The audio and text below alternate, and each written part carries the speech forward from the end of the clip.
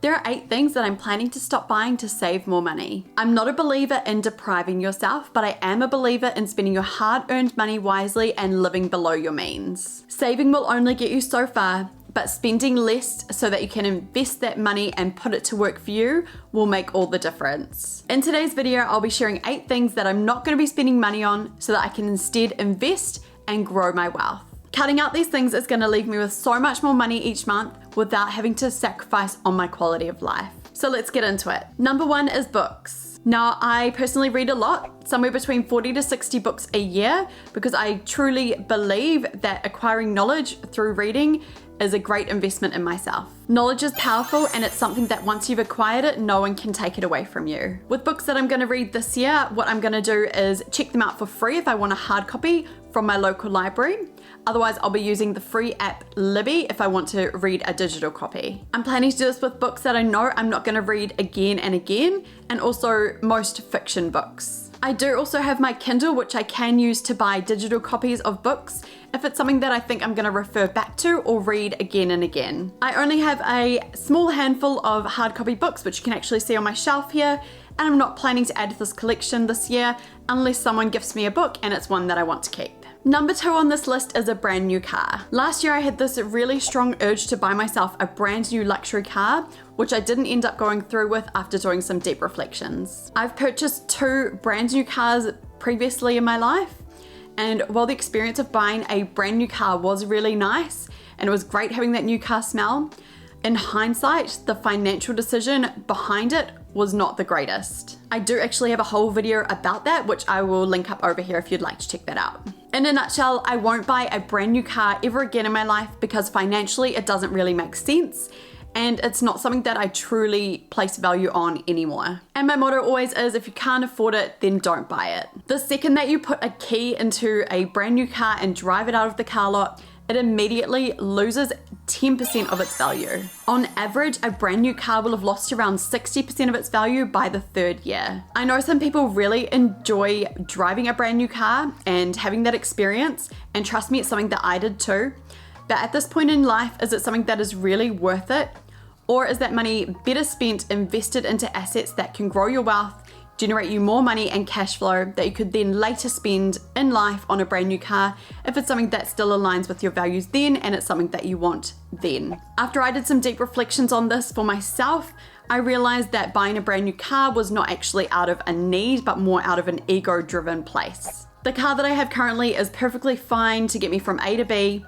Even though it is 7 years old, it has been really well maintained, and I'm always on top of it with the servicing and getting any repairs and maintenance done. So my financial decision for this year is just to stick with the car that I have and not buy myself a brand new car. The next thing on my list is souvenirs. Now, I really love traveling, so much so that I worked as a flight attendant for 6.5 years prior to becoming a financial advisor. Flights, hotels, experiences, and creating memories are things that I really get joy out of and enjoy spending my money on. What I won't be spending my money on anymore is souvenirs from all my trips and all my travels. This is something that I did used to do quite a lot. I would buy souvenirs from every trip I took for myself, but also from all my friends and family. More than it being just a waste of money, I found that it was really cluttering up my space as well. The souvenirs don't actually bring me that much joy, and they don't really align with my minimalist principles anymore. And the friends and family that I bought that fridge magnet for probably didn't want that either. What I'm planning to do now to remember my trips and my travels is to take lots of photos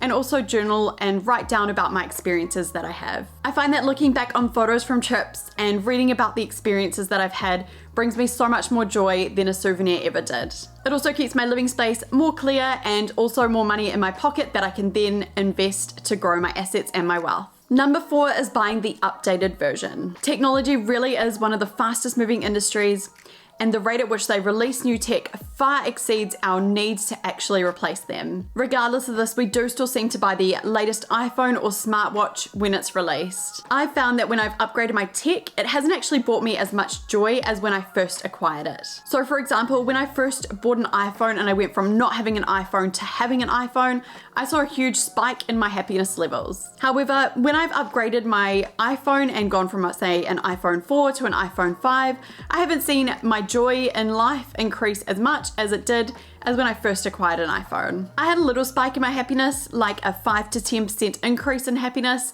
when I upgraded my tech. However, that quickly wore off, and it just didn't correlate with the amount of money that I'd spent on it. If I do need to upgrade any technology this year, I'll be asking myself, is this a need or is it a want? If it's an actual need, then I will go through with the purchase and buy it. However, if it's just a want, then I won't be buying it. Number 5 is buying items on sale. There's a difference between buying something that's on sale and buying something just because it's on sale. Now, don't get me wrong, I love a good bargain and sales can seem like a great way to save money, especially when those shops advertise 20, 30, 40% off, but they're actually just using a psychological trick to help you justify that spending in your head. So let's imagine that there's a shirt that's on sale and it was originally $60 and now it's down to $40. So you've saved yourself $20. But if you weren't actually planning to buy a new shirt, then you've actually lost $40. You need to reframe this and just think to yourself that you're actually out of pocket $40 now. Another sneaky sales tactic that you'll often see is buy one, get one 50% off. And again, this is just a ploy to get you to spend more money. Don't get sucked in. Remember that it's you against these giant organizations with huge marketing budgets. So this year, if I see things that are on sale, I'll be thinking to myself, is this something that I need? Is it something that I was planning to buy already? Or is it something that's just a want and am I being triggered by seeing a sale sign? If it's not something that I need, then I'm not going to be buying it, whether it's on sale or not. On this note, something else that I won't be buying this year is fast fashion. I used to work in retail fashion for many years, and part of the requirements of working there was that we actually needed to wear the clothes so that we could sell the outfits to customers. Little did I know back then that this was actually starting a really bad habit and setting me up for failure in the future. Once I left retail, I worked in a job that had a uniform. However, the habit of spending money on clothes was so deeply ingrained that I continued with this habit. It wasn't until I discovered minimalism and started our debt-free journey that I was able to curb this habit and stop buying fast fashion in a habitual way. So now I'll only be buying what I need and higher quality items that are timeless and gonna last. These days, I'm so much more about quality over quantity. And to be honest, I don't even know what the latest fashion trends are. If something looks good,